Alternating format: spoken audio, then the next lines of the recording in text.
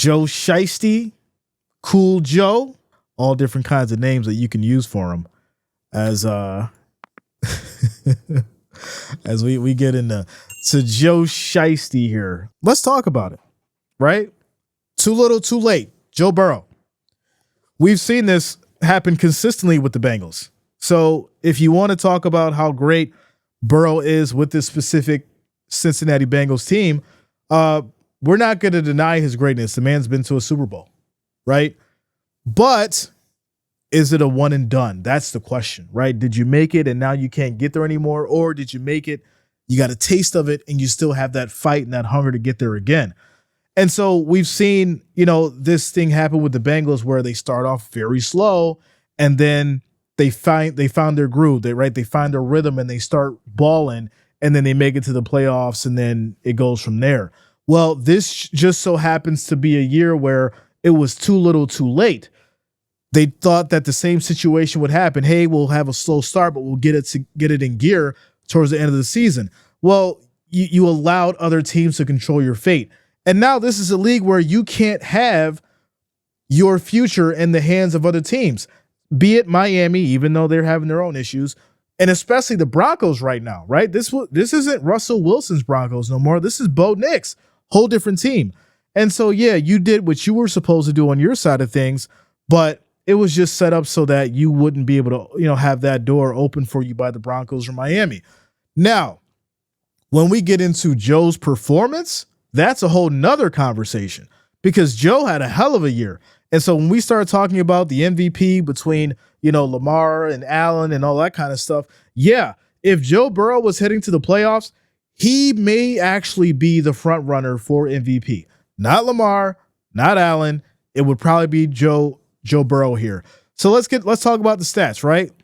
4,918 yards, 43 touchdowns. He had 9 interceptions. His QBR was 75.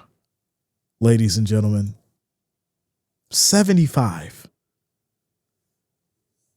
460 of 652, 70% completion percentage, 43 touchdowns, 9 interceptions. His long was 70. He was sacked 48 times.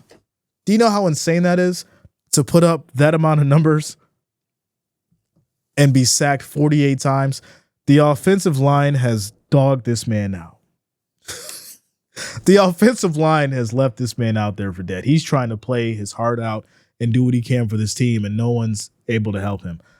His highest year for sacks was in 2021, where he had 51. He almost beat that. But yet still, he was able to perform at such a high level where his QBR is 75. Tell me another quarterback that got sacked 48 times that could put up this kind of that can put up this kind of numbers. I'll wait.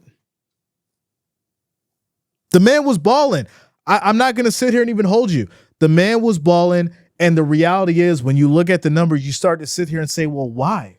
Why weren't the Bengals able to get to the playoffs? Why wasn't it enough? And because the opportunity of the Bengals tends to come at the end of the season, and unfortunately, we'll break it down. So if we look at the schedule, we'll go back through it. Regular season, right? You started the season with a loss against the Patriots. You lost 16-10 against the Patriots, where Burrow had 164 yards. Moss rushed for 44. Chase had 62.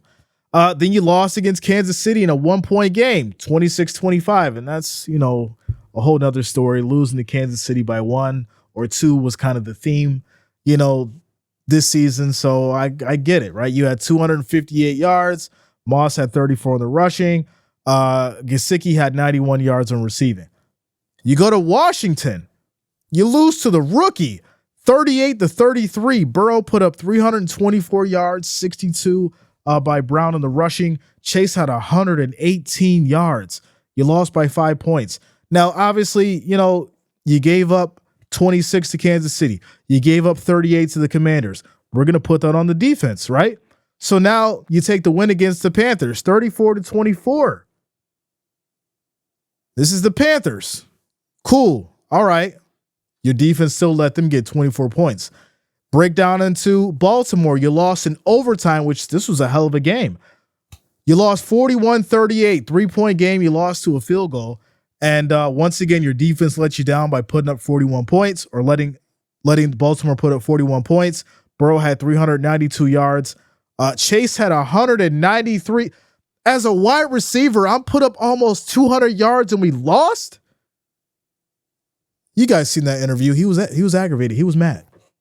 You won against the Giants 17-7. You then beat the Browns 21-14. You then lost to Philly 37-17. Burrow 234 yards. Gesicki had 73. Chase wasn't much of a factor in that game. They had him locked down.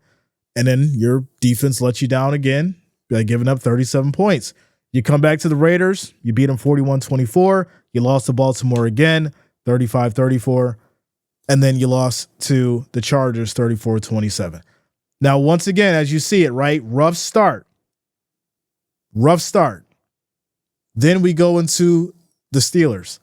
44-38. You gave up your defense gave up 44 points. Burrow had 309 yards. Chase had 86. And then Dallas, right? You try to reel things in. You try to get it back together. Now we're going to go on our run because we need to get to the playoffs. You beat Dallas. You beat the Titans. You beat the Browns. You beat Denver. And then you beat Steelers. Too little, too late. So unfortunately for the Bengals, your biggest issue is the defense. You gave up too many points. And it took you too long to get things together. And that's just the reality of it. But yes, if things were reversed and if the Bengals had a better record and they were heading into the playoffs, I'm pretty sure that Joe Burrow would be front runner for MVP. So it's just sad to put up, those kind of stats and not be in the conversation for it. But that's the name of the game. That's how it goes.